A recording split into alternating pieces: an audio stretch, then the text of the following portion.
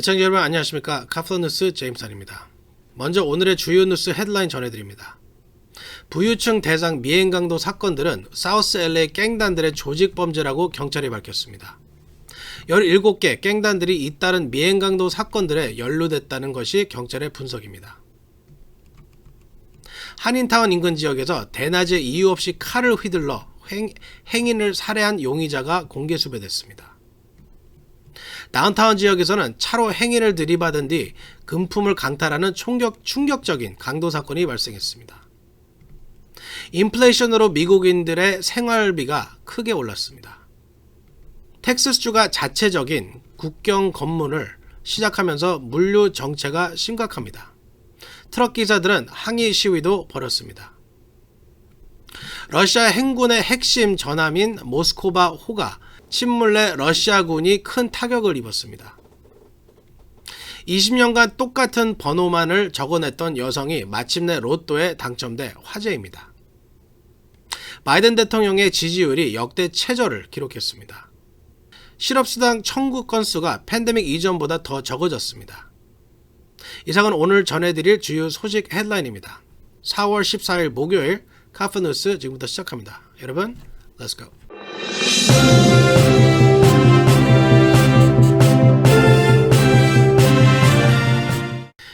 지난해부터 급증한 LA 지역 미행강도 사건들에 사우스 LA 갱단들이 연루되어 있다고 경찰이 밝혔습니다. 미행강도 사건들은 갱단들의 조직적인 계획 범죄라는 것이 경찰의 분석입니다. 피터장 기자가 보도합니다. LA에서 지난해부터 잇따라 발생하고 있는 부유층 대상 미행강도 사건은 사우스 LA 갱단들이 연루되어 있다고 경찰이 밝혔습니다. 경찰은 지난 10일 경찰위원회에서 지난해 가을부터 급증한 미행강도 사건은 221건에 달하며 이 미행강도 사건은 사우스 LA 갱단들이 조직적으로 개입한 계획적인 강도 사건으로 보고 있다고 보고했습니다. LA 경찰국은 지난해 부유층을 대상으로 한 연쇄 강도가 급증하자 전담반을 만들어 집중적인 수사를 벌이고 있습니다. 수사 과정에서 미행강도 사건이 녹화된 영상들을 면밀히 분석한 결과 미행강도 사건들이 사전에 치밀하게 계획된 조직적인 범죄로 다수의 갱단들이 개입해 있는 것으로 분석했습니다. LAPD에 따르면 올해 들어 총 56건의 미행강도 사건이 발생했으며 전담반이 구성된 지난해 11월부터 살펴보면 현재까지 발생한 미행강도 사건은 총 221건에 이릅니다.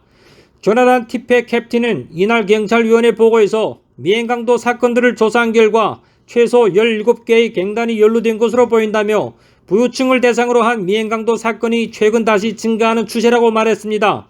특히 경찰은 블루즈, 크립스와 같은 유명 갱단원들이 미행강도 사건에 개입하고 있는 것으로 파악됐다고 티페 캡틴은 밝혔습니다.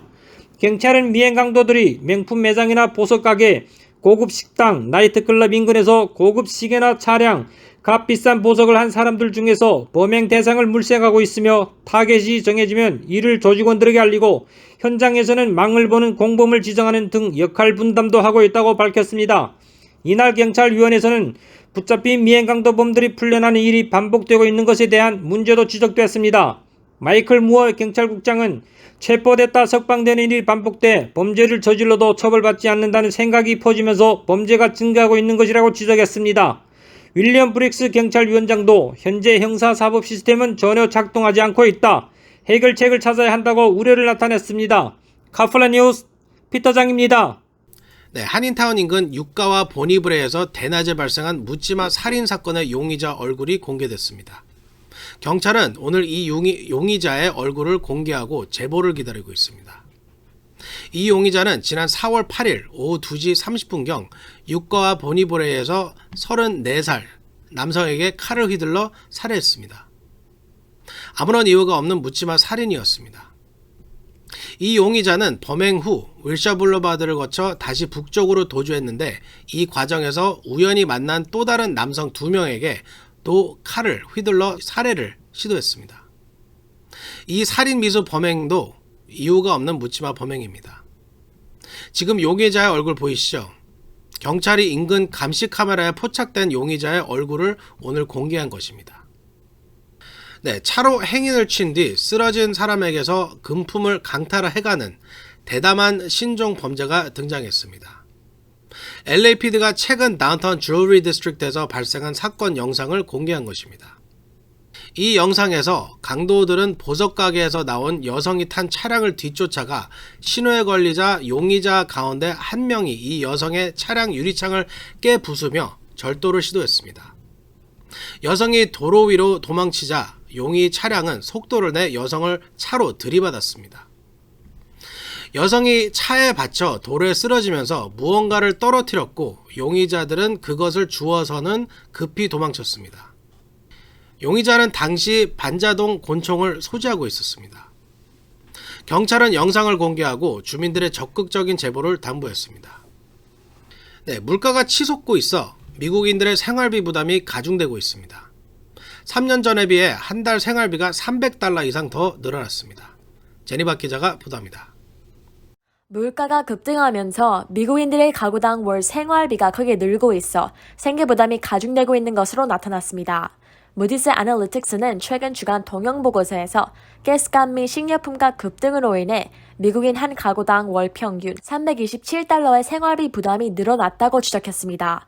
1년으로 따지면 추가 지출액이 $3,924로 $4,000에 육박합니다. 지난 1월 월 평균 추가 부담액 $250와 비교하면 31% 급등한 것입니다. 생활비 부담을 가중시키고 있는 것은 식료품과 에너지 비용입니다.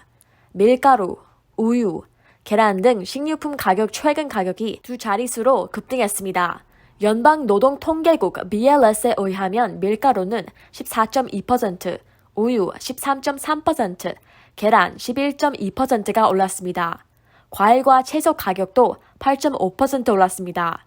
계란값이 급등한 것은 조류 독감 확산이 주 원인이지만 밀값은 곡물값 상승은 우크라이나 전쟁이 영향을 미치고 있습니다. 가솔린값 상승도 부담입니다.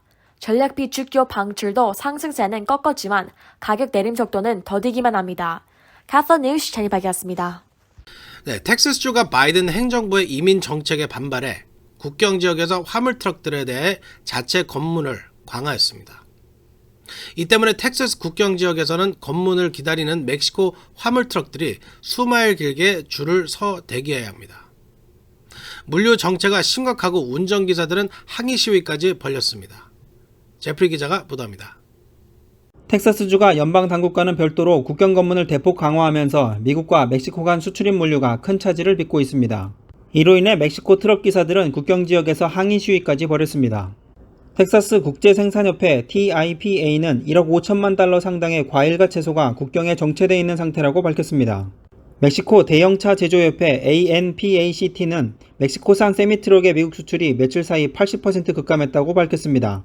멕시코는 전 세계 1위의 세미트럭 수출국입니다. 이 같은 이례적인 국경 물류 차질은 그레그 에벗 텍사스주 지사가 고속도로 치안을 개선한다며 멕시코발 화물 트럭들에 대한 경찰 검문을 대폭 강화했기 때문입니다. 경찰 검문으로 트럭 25%가 차체 결함 등을 이유로 운행 불가 판정을 받았고 차량들의 국경 통과 시간이 길어져 극심한 정체가 발생하고 있습니다. 그러자 멕시코 트럭 운전기사들은 지난 11일부터 물류량이 가장 많은 파 레이노사 국경다리를 막고 시위를 벌였고 국경 정체는 더욱 심각해졌습니다. 10일에는 멕시코 갱단이 차량 2대에 불을 지르고 경찰과 총격전을 벌이기도 했습니다.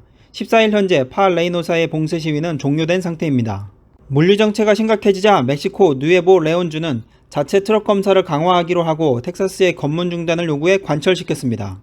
하지만 텍사스주는 다른 국경에서는 검문을 계속하고 있습니다. 바이든 행정부의 이민 정책에 반발해 국경 검문을 강화한 텍사스주에 대해 백악관은 불필요한 과잉 조치라고 비판했습니다. 지금까지 카플라 뉴스 제플리였습니다.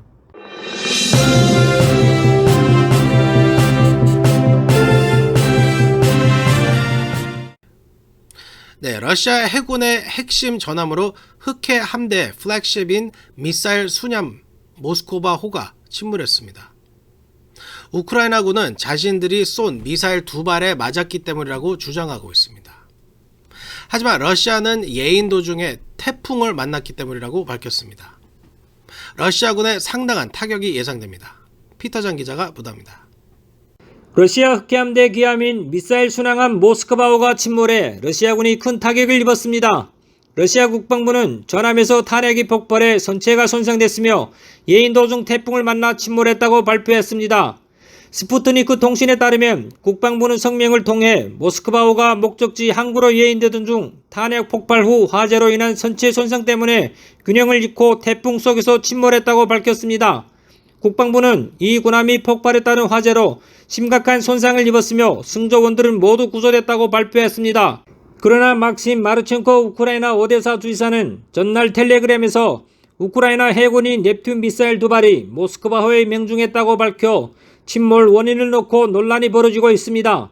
침몰한 모스크바호는 소련 시절 우크라이나에서 건조돼 1980년대 초반에 추격했으며 시리아 내전에도 투입된 러시아 흑해 함대의 기함입니다. 길이 187m, 폭 21m 크기에 승조원이 500명 이상 탑승할 수 있으며 사거리 700km 이상인 불칸대함 미사일 10여 기 등을 싣고 있습니다. 군사 전문가들은 우크라이나의 주장이 사실이라면 모스크바호가 러시아 흑해 해군력의 상징이고 우크라이나 침공 이후 해상 작전에서 큰 역할을 해온 만큼 상징적인 의미뿐만 아니라 군사적 의미도 작지 않다고 평가했습니다. 카폴라 뉴스 피터장입니다. 네, 20년 동안 파워볼 로또를 사면서 매번 똑같은 번호를 써낸 여성이 마침내 상금을 탔습니다. 집념의 여성 이야기 제니박 기자가 전해드립니다. 20년 동안 매번 똑같은 숫자로 로또를 구입해온 여성이 마침내 5만 달러에 당첨된 집년의 로또 스토리가 화제입니다. 미저리주에 사는 한 여성은 지난 20년간 파워볼 로또를 구입하면서 똑같은 번호를 적었습니다. 하지만 당첨된 적이 없었던 이 여성이 지난달 마침내 파워볼 3등에 당첨돼 5만 달러의 상금을 받았습니다. 이 여성과 남편은 파워볼 추첨 전날 로또를 구입했다 행운을 잡았습니다. 이 여성은 이날도 늘 하던 대로 같은 가게에서 파워볼 로또를 샀고 늘 적었던 숫자를 그대로 써냈습니다. 이 중 5개가 맞고 파워볼 3등에 당첨된 것입니다.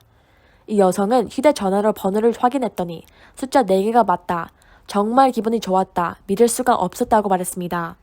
이 여성 20년간 바꾸지 않고 적어낸 숫자에 어떤 사연이 있는지는 알려지지 않았습니다. 당시 파워볼 잭팟 당첨 번호는 3, 7, 21, 31, 37의 파워볼 숫자 11이었습니다. 파워볼 게임은 일반 숫자 4개와 파워볼 숫자를 맞히는 경우 3등 당첨금 5만 달러를 받습니다.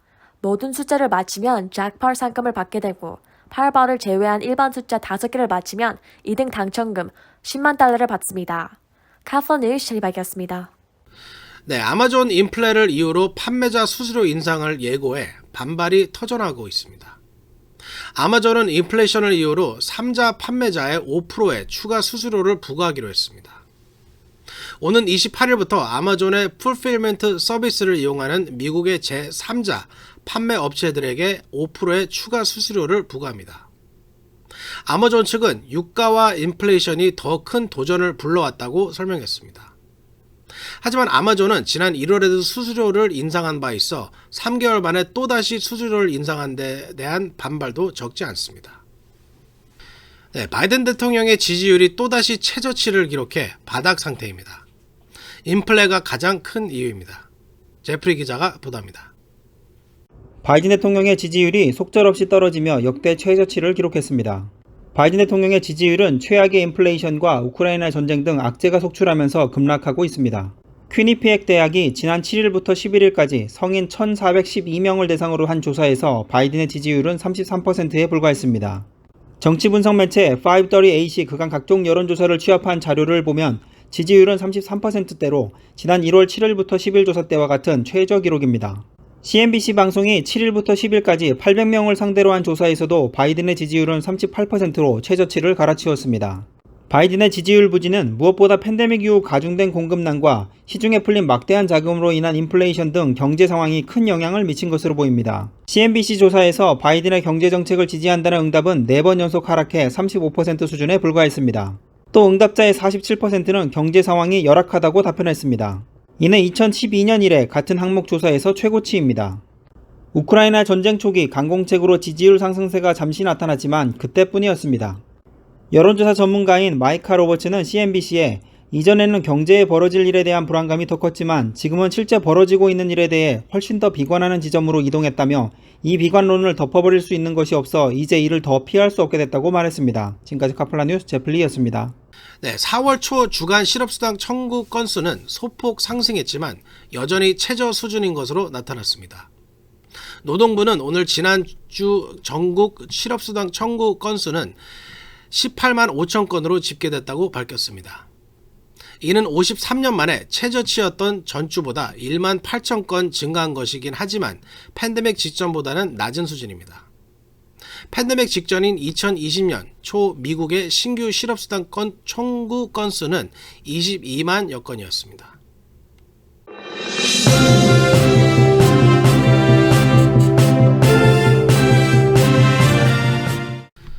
네, 여러분 오늘 준비한 소식은 여기까지입니다. 끝까지 시청해주신 예청자 여러분 또다시 감사드립니다. 4월 14일 카페뉴스 마치겠습니다. 카페뉴스는 제 개인 사정상 내일 하루 쉬겠습니다. 양해 부탁드립니다. 좋은 밤 되시기 바랍니다. 감사합니다.